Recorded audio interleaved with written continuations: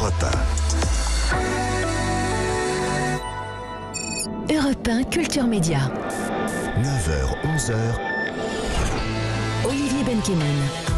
Bonjour à toutes et à tous, ravi de vous retrouver pour Culture Média. Dans une heure, c'est le violoniste Renaud Capuçon qui sera notre invité. Violoniste de renommée mondiale, concertiste hyperactif, Renaud Capuçon se lance dans une nouvelle aventure en devenant agent de talent lyrique. Dans sa nouvelle écurie de jeunes musiciens et musiciennes classiques, il en a déjà repéré 6. Notre infomédia du jour, c'est la renaissance réussie de Pif le chien. Pif, héros de BD créé dans les années 50, indissociable de son gadget pour les enfants des années 80. Il a été relancé il y a 1 an et demi par Frédéric Lefebvre, l'ancien homme politique, fan de BD, de Raon ou des aventures d'Hercule, sera avec nous dans un instant dans le studio d'Europe 1. Et puis nous parlerons de Pékin Express, l'émission cultissime de M6 redémarre ce soir, édition spéciale duo de choc. On sera en direct avec 2 des participants de cette nouvelle aventure, l'ancienne Miss France, Rachel Legrain-Trapani, et le journaliste sportif Johan Rioux. Comme chaque jour, vos indispensables, Olivier Pouls pour la gastronomie et le vin, surtout le vin, et Louise Goua pour sa sélection de séries pour l'été. Voilà pour le programme. Culture Média, c'est parti, en direct sur Europe 1 et Europe1.fr. Bonjour Louise Bernard. Bonjour à tous. Au sommaire de votre journal des médias. Beaucoup d'actualités autour de France Télévisions. La conférence de presse a lieu officiellement tout à l'heure, mais la presse s'amuse à dévoiler tous les scoops de France Télé. Vous verrez qu'il sera notamment question d'une grande surprise, d'un retour surprise d'un ancien animateur de France 2, du nom du remplaçant de François Bunel à la Grande Librairie, et puis de la fin des journaux nationaux sur France 3. Dans l'actu aussi, le feuilleton Un si grand soleil va avoir le droit aux honneurs du prime time. Du côté d'M6, on s'arrête ce matin sur le lancement du nouveau programme court de la chaîne. Ça a commencé lundi. Et puis je vous raconterai pourquoi la créatrice de Friends dépense 4 millions de dollars pour s'excuser. Ben oui, mais pourquoi? Vous verrez à la fin du journal. D'abord les audiences. Qu'est-ce qu'on a regardé hier soir? On a regardé TF1, Harry Potter et le prince de sang mêlé, leader hier soir, 2 670 000 téléspectateurs, 17,4% de part d'audience. C'est mieux que l'autre Harry Potter qui a été diffusé la semaine dernière. Deuxième, c'est France 2 avec sa fiction théâtrale Amis d'enfance. C'est un tout nouveau genre qui a été inauguré hier soir, une pièce tournée comme une fiction. 2 290 000 téléspectateurs, c'est une bonne audience, 12,7% de part d'audience. Et puis troisième, France 3, là c'est moins bien pour le Prime Plus belle la vie, qui fait sa plus faible audience pour un Prime, 2 180 000 téléspectateurs, 12,1% de part d'audience. Europe 1 Culture Média. Les infos. On commence ce journal des médias avec le retour de Frédéric Lopez sur France 2 à la rentrée. Après 4 ans loin du petit écran, c'est la surprise de cette rentrée. L'animateur va présenter une émission tous les dimanches sur la chaîne à la place de Vivement Dimanche, car Michel Drucker, lui, passe sur France 3. C'est le Parisien qui révèle l'information, mais qui n'en sait pas plus sur le contenu de l'émission, ni même sur son titre, car le retour de Frédéric Lopez est classé secret défense à France Télévisions. C'est ce qu'écrit le journal. Ce nouveau programme doit en fait être annoncé tout à l'heure lors de la conférence de presse dont je vous parlais pendant mon sommaire.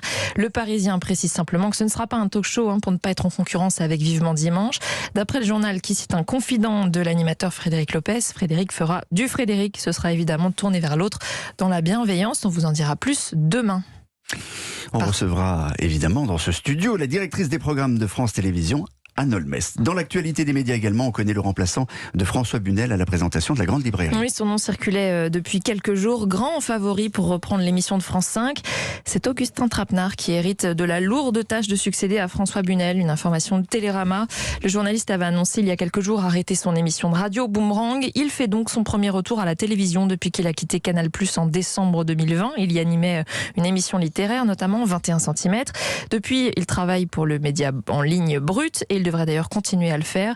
Il fera ses premiers pas à la Grande Librairie en septembre. La dernière de François Bunel, c'est ce soir et c'est aussi la 500e émission. France Télévisions toujours, il n'y aura plus de JT nationaux sur France 3. Uniquement des éditions régionales, il y en aura donc 24. Fini le 12-13 d'Émilie Tranen-Guyenne, le 19-20 de Carole Gessler et les éditions du week-end de Catherine Matoche à partir de septembre 2023. À leur place, ce seront des présentatrices et présentateurs locaux.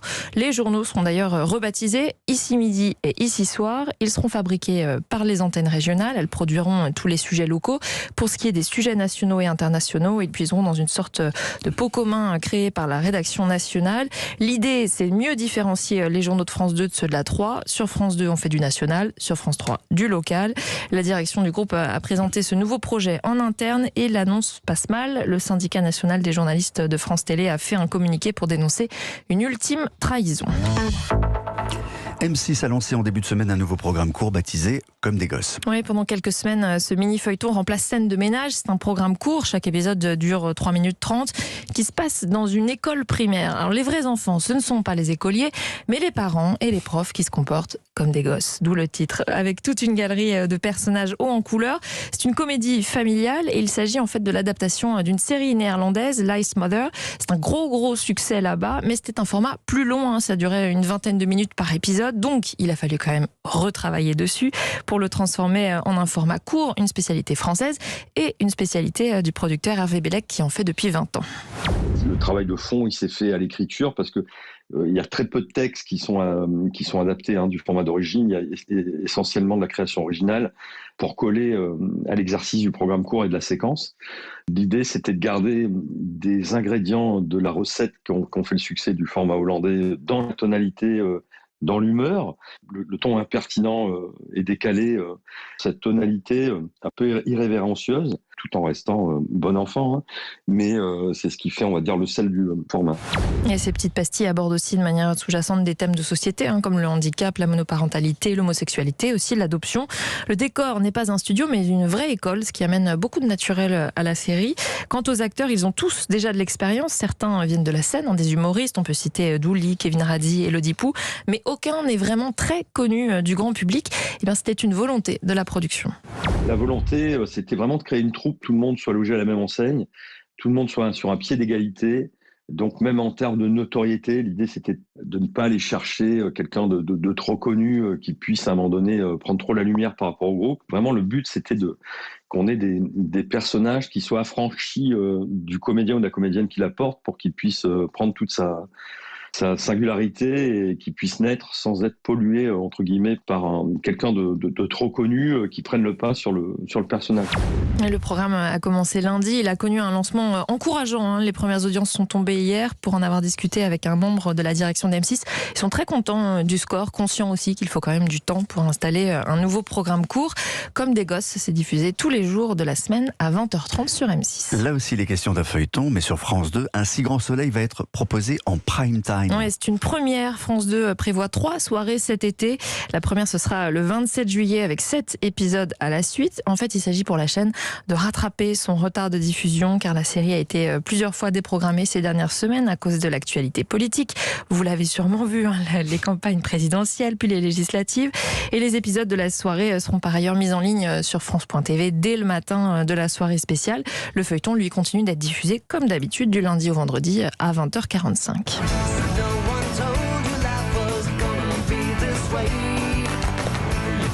Voilà, le générique, qui ne l'a pas reconnu, c'est Franz. La co-créatrice de la série s'excuse pour le manque de diversité. Oui, Marta Kaufman s'excuse avec un joli chèque de 4 millions de dollars. Un don qu'elle fait à une université du Massachusetts pour créer une chaire au sein du département d'études africaines et afro-américaines, une chaire pour l'étude des peuples et des cultures d'Afrique, de la diaspora africaine. Quel rapport avec Friends ? Eh bien, la co-créatrice de Friends se dit gênée de ne pas avoir fait mieux.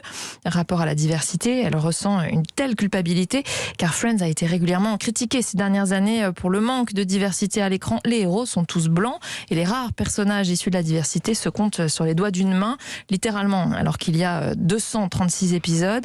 Marta Kaufman a confié au Los Angeles Times avoir réalisé récemment que ces critiques étaient fondées. Elle dit avoir eu le déclic à la mort de George Floyd, une mort qui l'a fait réfléchir au racisme systémique et au fait qu'elle y a participé d'une certaine manière. Elle dit donc vouloir corriger sa trajectoire. Merci Louise Bernard. Toutes ces infos sont à retrouver dans la newsletter média, inscription gratuite sur europe1.fr. À demain Louise pour un nouveau journal des médias. À demain.